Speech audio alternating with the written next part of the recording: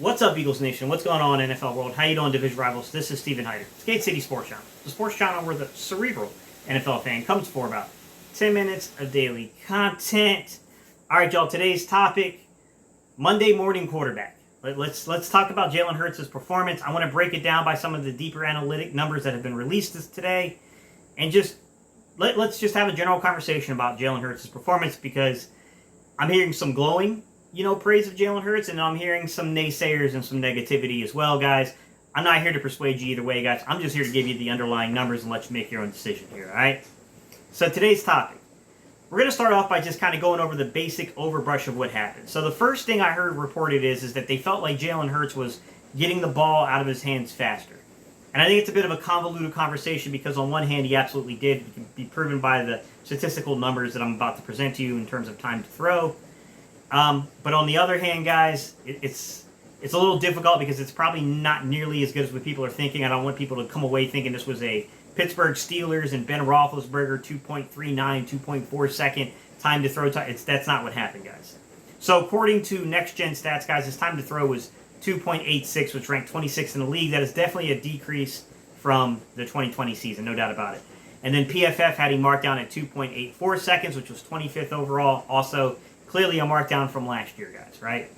Stick with me, though, guys. There's a lot of reasons why some of these things might be happening. And keep in mind, the defense you face will determine things like this, all right?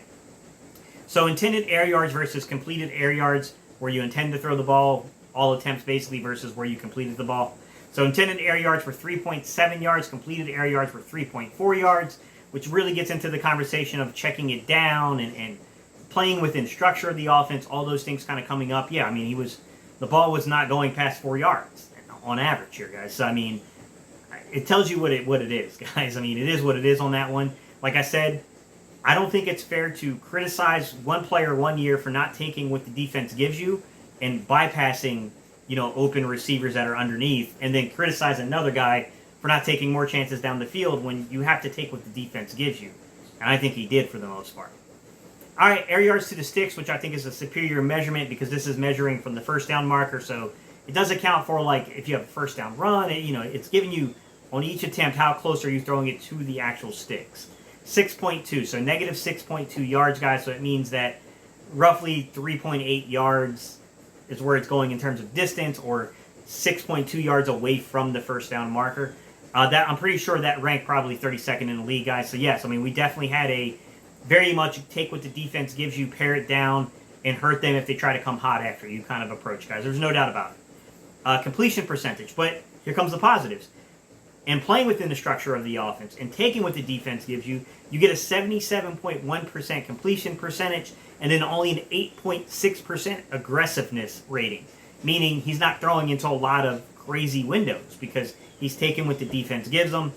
I know you can spin these things multiple ways, guys, but in this sense, I think they are positives, guys, and we see that throughout his play. Now, I do want to get into some of the more specifics of play here, guys. So attempts over 20 yards. I do think when Jalen Hurts got man coverage, he did try to take advantage of it. And we can see this over attempts over 20 yards, where he was 2 of 2 with a touchdown. Over 40 yards passing on that one. It was great. But in the inverse, we can see the complexity that Dean Pease's defense did to Jalen Hurts and Shane Steichen and Nick Sirianni, is that he didn't allow them to get vertical on them. And you can see that through his play-action passing, guys, where he was 8 of 9 for 73 yards and a touchdown, right? Which that tuned me in. But he had 0 big-time throws, and they only rated him at like a 64%, which is on par. It's on average. It's not bad. But I thought it would be much higher, given 8 of 9, 72 yards and a touchdown. And then I saw why, guys, is that the average depth of target was negative 2.1 yards off of what they deemed to be play action. I will tell you, a lot of that was probably it was probably sight adjustments made at the line of scrimmage and RPO-based stuff. The reason I know that is because like 3 of Quez Watkins' receptions on that first drive were sight adjusted, things being made at the line of scrimmage.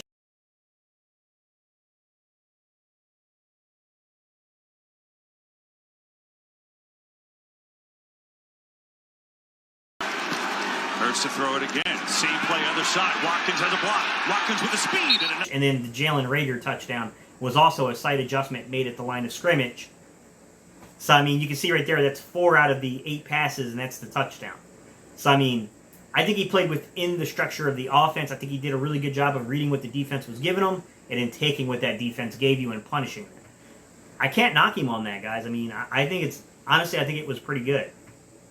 The other thing I noticed is that we were really concerned, I told people to be somewhat concerned about Dean Pease because he's a really good quality coach, although I thought the personnel defensively for Atlanta wasn't that great, to be quite honest. I liked the coaching there.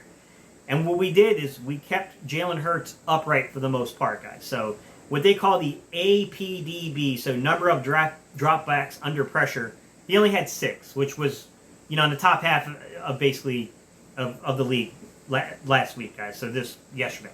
So 6 in total. The percentages they gave him that were Jalen Hurts' fault, mind you guys, this is very subjective, but it's in an impartial look. It's not coming from me. It's an impartial look from PFF, guys. They had it at 16.7%, so 1 out of 6. So they did say one of those, kind of pressures that he received was a result of him maybe not doing what he was supposed to do, and they kind of credited that towards him.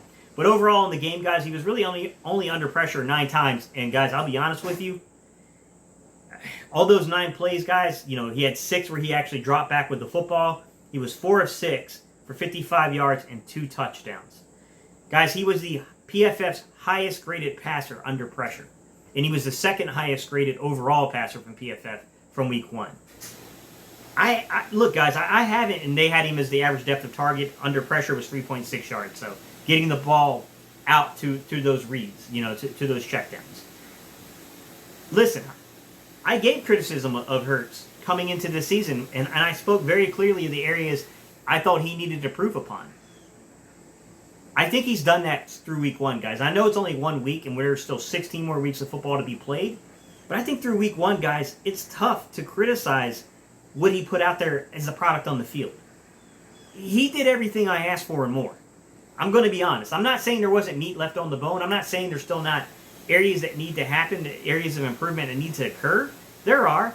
I still think he's got a tendency to roll right when he doesn't need to instead of climbing the pocket. I think that's absolutely true. I still think there were a couple times where, like I can think of the Zach Ertz drop. He underthrew that ball. He needs to put more on that football, and that's a confidence thing. But I think you got to be aware of what happened in terms of the coverage he was facing. They zoned the crap out of Jalen Hurts and brought pressure from zones. They brought zone pressure packages. And to give you an idea, guys, zone coverage, they were generally speaking 70% zone, 30% man. When they gave him man, he went for it. And he hit him on a touchdown on man coverage. But, we can look at this, right? Harmon was 68.8% in zone coverage, okay? Fabian Moreau was 71.8%. Richie Grant was 100% of his snaps were in zone. Isaiah Oliver was 64.3% zone. Jalen Hawkins was 80% zone. A.J. Terrell was 71.8% zone, guys. I mean, they were zone heavy. Simply put, they were very zone heavy in this. And their linebackers, of course. Look at Stephen Means, 76.9%. Eric Harris was 71.8%. I think he's a safety for them. Olakon, or I don't know how you say his name, guys, 71.9% zone. Jacob Mariner, I don't know how to say that guy's middle, the hyphenated last name, 100% zone when he was in coverage. So, I mean, they zoned the crap out of us, guys. Michael Walker was 66.7% zone. You have to play to what the defense gives you, okay? Now, look, if you get into a man coverage situation where you clearly have opportunities to kill them downfield and you don't take advantage of it, and it starts to result in a struggle in the game, and then I think then you got to review it. You got to talk about it. And you got to be very clear on what's happening. But I think he played pretty well, guys. I'm not saying it was a flawless or perfect game. I'm saying it was a very, very well-played game from a young quarterback against a veteran defensive coordinator who has abused young quarterbacks in the past. And I said that be aware that he's held guys under 15 points, but I did say I think that streak was getting broke. And he got broke. Jalen Hurts played very well, guys. Yes, it was a bit of a check-down offense, right? Quez Watkins, 3 straight plays in the first drive. Jalen Reagor's touchdown was definitely a sight-adjusted kind of, tunnel screen. We hit him with a lot of tunnel screens. It's because of what the defense did. We have to play to what the defense does. I mean, it's just the facts of how you play football, guys. And overall, I gave you the numbers. I think overall, I think this young man played really well. I think this is an encouraging first game. And we'll see what happens going forward, guys. All right, y'all. I appreciate y'all's time and attention. Hit me in the comment sections below. Tell me, what did you guys think? What did you see in this game? What do you think about now that I presented to you a lot of the underlying data, a lot of the underlying information, guys? I will have more coming for you when we get some more personnel utilization stuff. I'm going to give you those hardline numbers. I thought Jalen Hurts balled, guys. Jalen Hurts balled in week 1, in my opinion. All right, y'all. I appreciate y'all, and I'll see you guys on the next video.